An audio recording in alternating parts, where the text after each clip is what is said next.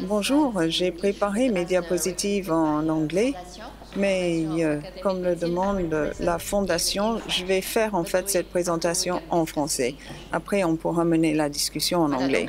Je vais vous parler aujourd'hui de la position française et de la difficulté qu'on a rencontrée à prendre une décision de santé publique avant l'AMM du vaccin contre la dengue.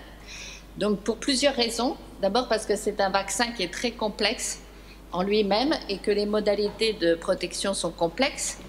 Deuxièmement parce que le vaccin est en cours d'examen par la Commission européenne, il n'a pas encore l'AMM. Troisièmement parce que l'épidémiologie dans les territoires d'outre-mer, elle dépend des territoires d'outre-mer et elle est très évolutive avec des situations pré-épidémiques récentes. Et puis, quatrièmement, ça j'en parlerai pas trop dans le topo, mais c'est quelque chose d'un peu théorique. Il y a des interactions possibles entre tous ces arbovirus, en particulier entre dengue et Zika. Et quand on a des anticorps, par exemple, contre le Zika, potentiellement, ça pourrait augmenter ensuite la sévérité des réactions contre la dengue. Donc, on peut se dire que si on vaccine contre la dengue juste avant une épidémie de Zika ou de chikungunya, il y a une incertitude sur ce que ça peut donner comme risque. Voilà, alors donc juste petit rappel, le vaccin contre la dengue, c'est le Dengvaxia, c'est le premier vaccin commercialisé par Sanofi Pasteur. C'est un vaccin chimérique avec une base, toute la machinerie réplicative qui vient de virus fièvre jaune atténué, à l'intérieur duquel il va y avoir des gènes qui codent pour des protéines d'enveloppe et une protéine pré-M qui sont immunogènes. Comme les 4 virus de la dengue sont assez différents, ils diffèrent de 40%, la technologie a nécessité de mettre 4 finalement vaccins différents, 4 vaccins recombinants dans le même vaccin, comme vous voyez en bas à gauche de la diapositive. Donc c'est un vaccin recombinant atténué quadruple.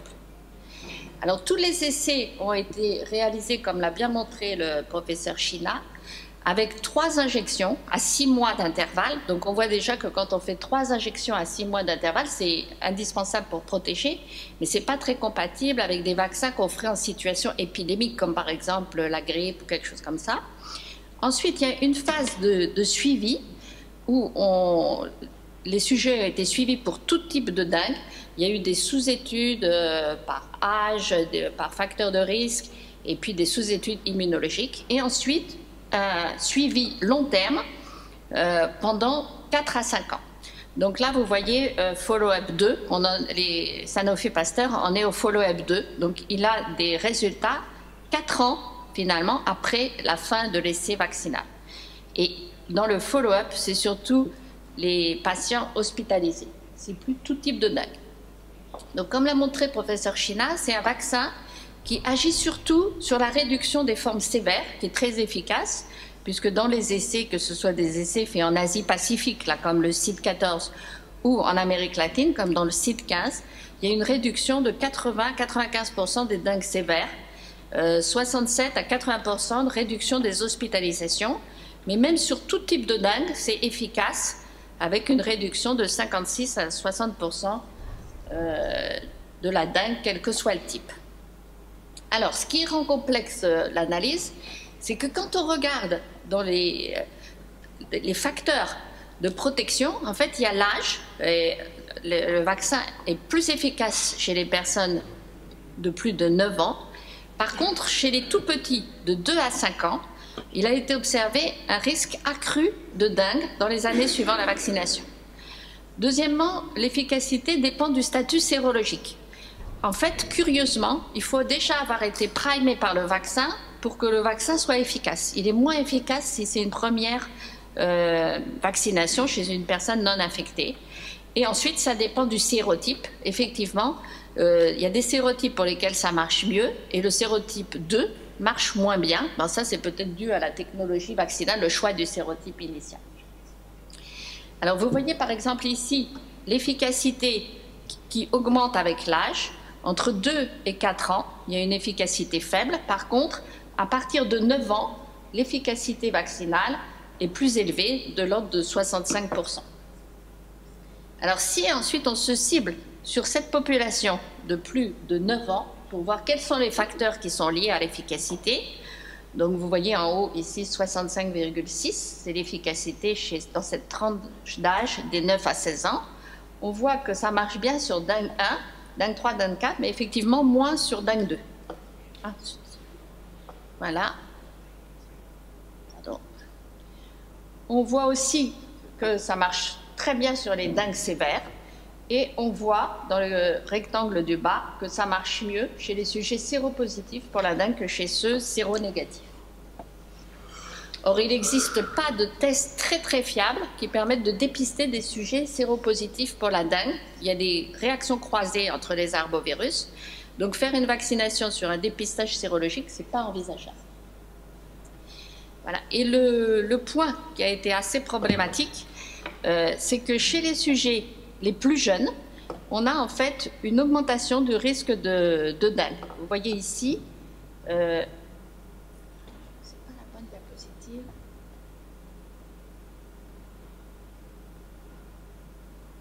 Oui, vous voyez ici, les sujets les plus jeunes sont à gauche de la diapositive, les sujets les plus âgés sont à droite. Normalement, avec le vaccin, il y a plus de dengue dans le groupe contrôle que dans le groupe vacciné. Le groupe contrôle est en orange, le groupe vacciné est en bleu. Donc, à droite de la diapo, chez les sujets de plus de 9 ans, effectivement, le vaccin protège bien et cette durée de protection dure jusqu'à 4 ans. Tandis qu'à gauche de la diapositive, chez les enfants les plus petits, de moins de 9 ans, on observe curieusement plus de dengue à la 3e année chez les sujets qui sont vaccinés que chez les sujets contrôle. Alors, ce surrisque n'est pas extrêmement bien compris. C'est vraisemblablement dû au fait qu'il y a des anticorps facilitants qui font que quand on rencontre un autre type de virus, au lieu que les anticorps neutralisent le virus, ils facilitent l'infection. Mais bon, les hypothèses immunologiques sont très débattues. Hein. C'est peut-être simpliste de dire que c'est que des facilitants. Voilà. Donc, toujours est-il que ça a tendance à s'atténuer ensuite. C'est quelque chose qui est passager, mais qui est quand même préoccupant, qui fait que de toute façon, on ne pourra pas faire une vaccination large chez les sujets avant 9 ans. Voilà, donc, en conclusion, très rapide avant de passer à notre position en France, c'est un vaccin donc, qui est vivant atténué, recombinant, et qui marche un petit peu comme une dengue atténuée en la rendant moins sévère. Donc, on sait que les dengues sévères surviennent surtout en deuxième infection. Donc, ça protège contre les dengues sévères. C'est plus effectif et efficace chez les sujets qui ont plus de 9 ans, surtout les sujets séropositifs, et plus avec les sérotypes de dengue 1, 2, 3 qu'avec la dengue 2. Et chez les jeunes enfants de 2 à 5 ans, la vaccination est associée à un risque accru de dengue sévère au cours des premières années de suivi. Donc c'est pour ça que les recommandations OMS, qui ont suivi vraiment l'avis du groupe SAGE, sont de conseiller au pays d'implémenter la vaccination dans les contextes géographiques de haute morbidité de dengue, chez les sujets où la séroprévalence est aux alentours de 70% ou au moins 50%. Si c'est moins de 50%, l'efficacité va être faible. Chez les enfants de plus de 9 ans, il n'y a pas de barrière supérieure d'âge.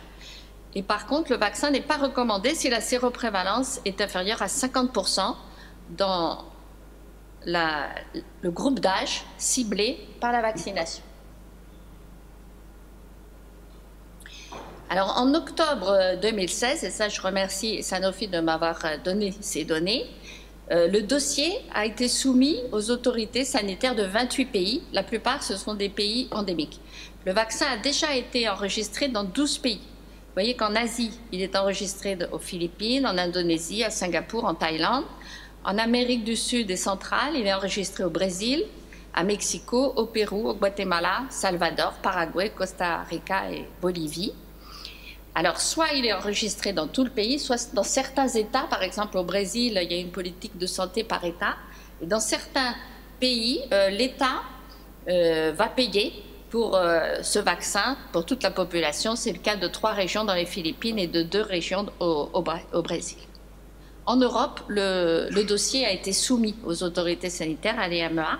Pour l'instant, il y a des échanges de questions, donc on n'a pas encore l'AMM. Mais dans cette situation pré-AMM, la question a été posée aux autorités sanitaires, et donc du coup le directeur général de la santé a posé cette question au comité technique des vaccinations de l'opportunité de faire une vaccination en pré-AMM pour certaines régions. Donc vous avez ici les régions d'outre-mer, et on a analysé essentiellement pour l'instant les Antilles et la Guyane, et la Réunion et Mayotte, parce que les questions sont venues de ces régions. Donc c'est un travail qui a eu lieu entre juin et octobre, donc je peux en parler parce que l'avis a été rendu public très récemment le 7 octobre. Ce travail a consisté à analyser la situation épidémiologique dans ces territoires, à voir si on avait des facteurs de risque de dengue sévère qui nécessiteraient de cibler en urgence la vaccination sur ces sujets, à analyser si le vaccin pouvait être efficace contre une future épidémie et à regarder les interactions entre dengue et Zika. Donc je parlerai surtout des deux premiers paragraphes. Donc la situation épidémiologique. Aux Antilles françaises et en Guyane, ce sont des zones de haute transmission du virus de la dengue. Le principal moustique vecteur, c'est Aedes aegypti, qui est très efficace comme agent transmetteur.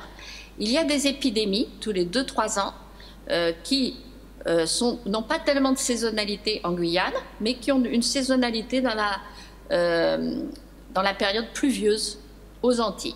Le taux d'attaque est de l'ordre de 10%, taux d'hospitalisation 1% aux Antilles, de 2 à 3% en Guyane. Le pourcentage de formes sévères est de l'ordre de 1% aux Antilles, un peu plus élevé en Guyane, et un petit nombre de décès directement dus à la dengue sont à déplorer, 12 par exemple en 2013-2014 aux Antilles, 6 en Guyane. Et vous voyez que les sérotypes qui circulent aux Antilles, c'est les 4 sérotypes avec surtout du dengue 4, et en Guyane, surtout du dengue 2 et du dengue 4. Il y a très peu d'études de séroprévalence parce que le problème était un petit peu sous-estimé. Donc quand on regarde les études de séroprévalence, la dernière date de 2011, c'était fait chez des donneurs de sang. Elle montre que la séroprévalence est très élevée. 86% des sujets sont séropositifs, 90% après 20 ans. Par contre, sous 18 ans, il n'y a pas de données. Et en Guyane, il y a une étude qui date de 2005-2006 chez les femmes enceintes qui montre que 92% des sujets ont déjà rencontré la dengue. Donc pour essayer de voir ce qui se passe au-dessous de 18 ans, parce que si on recommande le vaccin, ce sera à partir de 9 ans, on est obligé de se référer aux autres pays limitrophes. Et vous voyez par exemple ici, à Saint-Domingue, en 2002, on voit bien à gauche de la diapositive, en abscisse, il y a l'âge. À partir de l'âge de 5 ans, on a une séroprévalence qui est supérieure à 50%. La prévalence dans la population est très basse. Elle est de 3% à La Réunion et pas plus que de 22% à Mayotte. Donc on n'est pas dans des conditions pour faire une vaccination large. Donc, compte tenu de ça, on s'est dit, bon, ben, est-ce qu'il existe des facteurs de risque de dengue qui feraient qu'au lieu de faire une vaccination large, on ferait une vaccination ciblée sur certains patients? Donc, c'est double les questions que je vous posais tout à l'heure. Et effectivement, il y a des études, mais qui ont une méthodologie relativement faible, en dehors de ces deux facteurs très connus qui sont l'âge jeune. Les jeunes enfants ont un risque d'hospitalisation accru, et une infection avec un autre sérotype, deuxième sérotype, où là, on a un autre ratio de 7 de faire une dengue sévère. Par contre, ensuite, quand on fait une troisième, quatrième, cinquième infection, c'est plus grave. Si on cherche d'autres facteurs, effectivement, l'âge est un facteur de risque de complications, pas de dengue sévère, mais les sujets âgés vont faire plus de décompensation de comorbidité. Le sexe masculin semble être un facteur de risque de complications. La drépanocytose, homozygote, et c'est vrai qu'aux Antilles, il y a pas mal de sujets drépanocytaires, ça touche une personne sur 200 à 400. Et le diabète et l'hypertension sont aussi associés, semble-t-il, à une sévérité accrue. Mais c'est des études quand même qui ont une méthodologie limitée, des résultats hétérogènes, et je pense que ça serait un champ de collaboration important que de travailler sur ces sur ces facteurs de risque de dengue chez l'adulte. Voilà, donc en conclusion, on a fait 2 conclusions, l'une pour les Antilles françaises et la Guyane. Pour les Antilles françaises et la Guyane, le Haut Conseil de santé publique reconnaît que ce sont des zones à haute transmission de dengue. À considérer que vraisemblablement, il y aurait une indication à la vaccination, mais qu'il n'y avait pas d'urgence à vacciner en pré-AMM. Donc, on reconsidérera la question dès que le vaccin sera enregistré. Il reconnaît aussi qu'il y a certaines comorbidités, essentiellement la drépanocytose, qui touche une personne sur 200 ou 400, et peut-être le diabète, qui aux Antilles touche 10% de la population, qui sont associés avec un risque élevé de dengue. Mais, pour l'instant, il semble que le bénéfice-risque de la vaccination soit plutôt du côté du risque. Le bénéfice est incertain, parce qu'il y a beaucoup de sujets encore séronégatifs. Ça pourrait augmenter le risque de dengue sévère chez ces sujets. On n'a pas de test diagnostique. Il y a eu une grosse discussion sur les tests diagnostiques, mais finalement, il n'y a pas de test diagnostique qui permet d'identifier correctement les patients atteints de dengue et de les différencier de ceux qui ont eu un autre arbovirus. Et donc, pas de nécessité pour l'instant de faire une procédure de demande de vaccin avant l'AMM. Pour la Réunion et Mayotte, la vaccination n'a pas été recommandée, cette fois-ci pour des raisons différentes. C'est parce que la séroprévalence est faible dans ces territoires, qu'il est difficile d'identifier les patients à haut risque de dengue et séropositifs. Et donc, ce qui a été recommandé, c'est de faire des études de séroprévalence dès qu'il y aura une autre épidémie, parce qu'il y aura certainement une épidémie qui va arriver. Donc, tout au décours de l'épidémie, avoir une idée vraiment précise de la séroprévalence, renforcer les mesures contre les moustiques individuels et collectifs et reconsidérer la question quand on aura une modification substantielle de l'épidémiologie. Donc ça laisse vraiment pas mal de champs pour des questions sur lesquelles on pourrait éventuellement réfléchir et travailler ensemble pour mieux comprendre l'efficacité dans la vraie vie de ce vaccin. Et puis aussi savoir s'il existe un impact médico-économique. Les facteurs précis de dengue sévère, les interactions entre la dengue et les autres arbovirus, que vous avez probablement aussi en Inde. Si on se met à vacciner, d'avoir des suivis assez prolongés sur la durée de protection, la safety, c'est vrai que ça c'est vraiment important. L'efficacité dans des zones non endémiques, pour nous, c'est important. L'utilisation du vaccin dans des populations spécifiques, les femmes enceintes, etc. Et puis des études coût-efficacité. Merci de votre attention.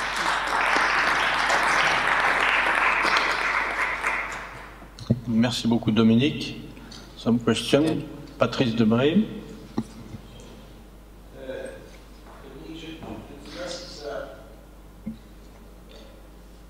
Je ne sais pas si ça a été étudié, mais ce à quoi ça fait penser quand tu as des modifications chez l'enfant, entre l'enfant et l'adulte en termes de gravité, c'est que tu puisses induire des réponses immunitaires avec différents types de sous-classes. Et selon les sous-classes, tu as, ce que je disais tout à l'heure, il y a des problèmes adjoints d'ADCC ou autre. Peut-être quelque chose qui serait intéressant à regarder. Oui. Il y a un commentaire, nous avons fait beaucoup d'études en fait en Afrique sur les co-infections avec chikungunya ou autre. Il y a des problèmes assez intéressants de déviation immune. C'est-à-dire que la réponse immune, en fait, se déporte vers un autre virus et tu as une modification relativement complète de la réponse contre le premier ou contre le second. Ça, c'est des choses qui commencent à être... Oui.